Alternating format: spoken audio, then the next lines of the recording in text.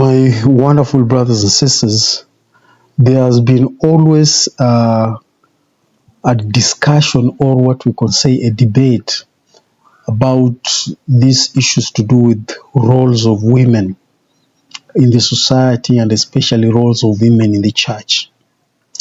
And sometimes it has become like a competition, that you'll find women will want to do everything that men do. And it has become like a different kind of like gender, competing over certain things. And I've seen it vividly in some of the churches over what exactly is happening. And at times women are losing their positions in both in the church and in the family. They are losing their positions simply because they want to be presiders of their families, and at the same time also they want to usurp authority in the church. And that divine role that the Lord created women for, that divine role is being forgotten because women have lost their position. So they want to get, or they want to act in the position or in a divine role of men. Now, if all women will want to act in the divine role of men, who will be a mother? Who will actually be a mother of our children? Who will actually remaining to have that nurturing spirit of our children? Who will have that nurturing spirit of the children? Because one thing is that mothers are very unique and they are very divine. And when they lose that gift of divinity, I'm telling you, the society will be ruined. Because without mothers in our families, it's a problem. Without mothers in our societies, it's a problem. But now there is this unique understanding of most women who will want to be or play a role of a man, which is impossible. Which is impossible, as much as they may want to and they think they can. But a time comes when they are actually frustrated. Because sometimes I've met women who seem to be doing very well in life. They have good careers and all that.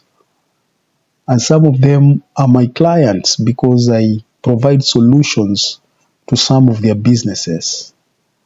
But you will hear sometimes what they speak, the frustrations they go through. Women are not actually made to stay alone. They are not meant to stay alone. Just like the way the Lord saw that man was lonely, and he said it is not good for a man to be alone. And likewise also it is not good and it is not even proper for a woman to be alone. So there are some philosophies which are being propagated in the world today, deceiving women and providing for them counterfeit happiness, which they think they are actually in control for some time. But when time comes, they kind of start regretting over what exactly was happening. And these are some of the things, my wonderful brothers and sisters, we need to put into consideration. We need to stick to the Lord. Let us forget about these philosophies that are brought about by men. We need to stick to the Lord, listen to what the Lord is saying, and let us actually follow his counsel. And I like one of the counsel that was given by Sister Kimball, that is the wife of President Spencer W. Kimball. She gave a talk one time I think it was in a general conference. Yeah, I think if it was not general conference, then it was some kind of a BYU devotion. She gave a talk one time about the role of righteous women. And I just have a clip, and I want you just to listen to this clip on what she's saying about the role of righteous women. And then we'll get back. Please, you're welcome. I assure you, my brothers and sisters, I feel very inadequate to speak for my husband. I'd like to tell you how very, very disappointed he is not to be here. It's just almost more than he can control to be confined when he wants so much to do the work to which he has been called. I'll read exactly as he has dictated. My beloved sisters, I have been looking forward for months to the pleasure of meeting with you, dear sisters, once again in a worldwide conference of the women of the Church of Jesus Christ of Latter-day Saints. Unfortunately for me, I'm in the hospital here in Salt Lake City and will not be present with you in person. But I will be with you in spirit. In fact, I will be watching and listening here in my room at the LDS hospital. The counsel given at our meeting last year is still appropriate. Whenever I reflect and ponder upon the glorious truths of the gospel, and that is often, I wonder if we even begin to appreciate the implications of these glorious truths. Let us begin with a few examples. The scriptures and the prophets have taught us clearly that God, who is perfect in his attribute of justice, is no respecter of persons. We know also that God is perfect in his love for each and all of us as his spirit children. When we know these truths, my sisters and associates in this divine cause, it should help us greatly as we all experience much less than perfect love and perfect justice in the world. If in the short term we are sometimes dealt with insensitively and thoughtlessly by others, by imperfect men and women, it may still cause us pain, but such pain and disappointment are not the whole of life. The ways of the world will not prevail, for the ways of God will triumph. We had full equality as his spirit children. We have equality as recipients of God's perfected love for each of us. The late Elder John A. Widsoe wrote, "The place of woman in the church is to walk beside the man, not in front of him nor behind him. In the church there is full equality between man and woman. The gospel, which is the only concern of the church, was devised by the Lord for men and women alike." Within those great assurances, however, our roles and assignments differ. These are eternal differences, with women being given many tremendous responsibilities of motherhood and sisterhood, and the men the tremendous responsibilities of fatherhood and the priesthood. But the man is not without the woman, nor the woman without the man in the Lord. Both a righteous man and a righteous woman are a blessing to all those their lives touch. Remember, in the world before we came here, faithful women were given certain assignments, while faithful men were foreordained to certain priesthood tasks. While we do not now remember the particulars, this does not alter the glorious reality of what we once agreed to. You are accountable for those things which long ago were expected of you, just as we are those who we sustain as prophets and apostles. Even though the eternal roles of men and women differ, as we indicated to you a year ago, this leaves much to be done by way of parallel personal development for both men and women. In this connection, I stress again the deep need each woman has to study the scriptures. We want our homes to be blessed with sister scriptorians, whether you are single or married, young or old, widowed or living in a family. Regardless of your particular circumstances, as you become more and more familiar with the truths of the scriptures, you will be more and more effective in keeping the second great commandment, to love your neighbor as yourself. Become scholars of the scriptures, not to put others down, but to lift them up. After all, who has any greater need to treasure up the truths of the gospel, on which they may call in their moments of need, than do women and mothers who do so much nurturing and teaching? Seek excellence in all your righteous endeavors and in all aspects of your lives. Bear in mind, dear sisters, that the eternal blessings which are yours through membership in the Church of Jesus Christ of Latter-day Saints are far, far greater than any other blessings you could possibly receive. No greater recognition can come to you in this world than to be known as a woman of God. No greater recognition will come to you in this world than to be known as a woman of God. And I like what President Kimball said there, that each one of us has been given eternal responsibilities, and we cannot change that.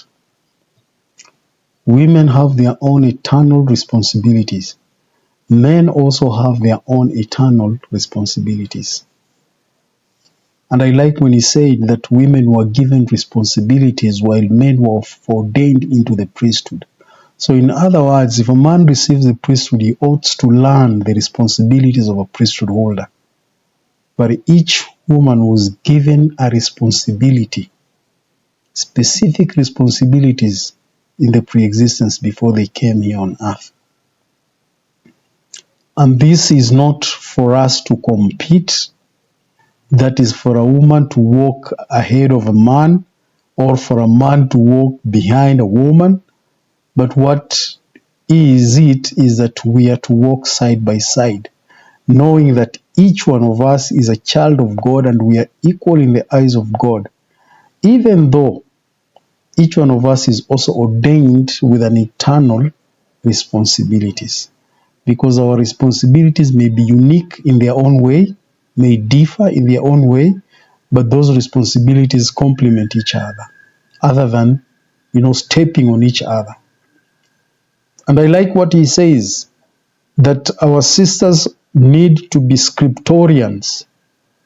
They need to be scriptorians in their homes. Study the scriptures because they have the power and ability of nurturing.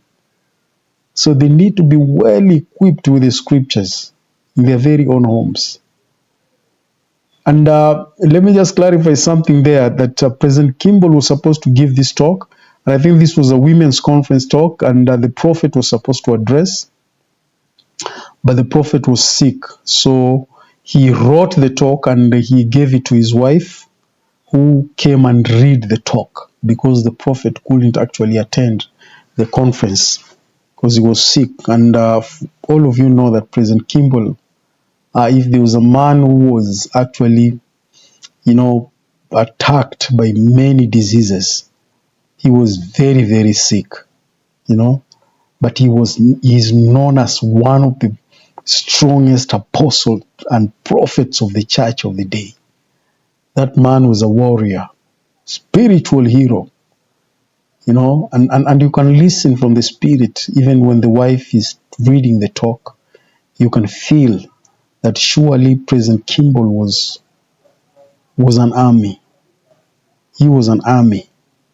He was a royal army, a member of the royal army,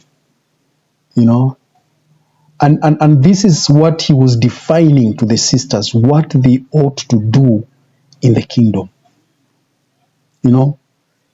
But funniest of something very funny that I came to realize recently, that there are certain organizations which are actually questioning the teachings of the prophets, and these are women organizations.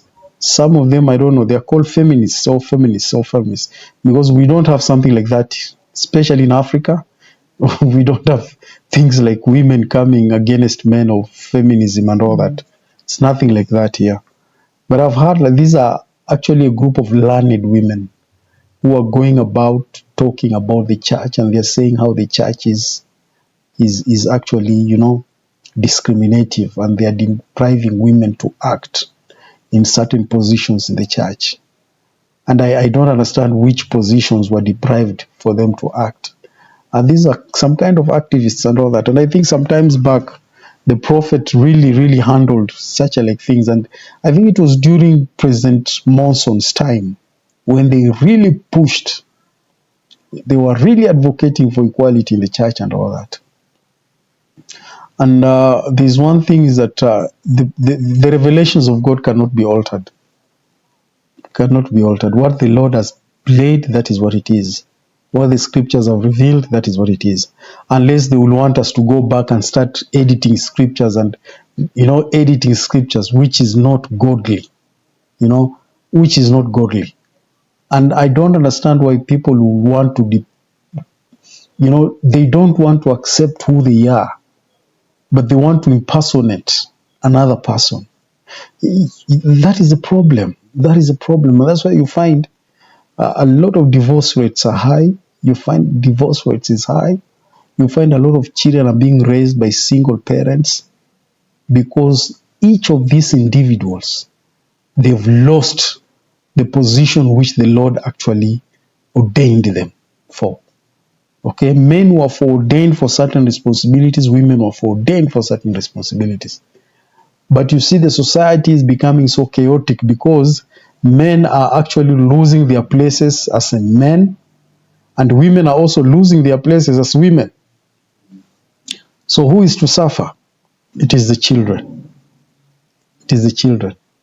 And I like the counsel which actually President Spencer W. Kimball gave there.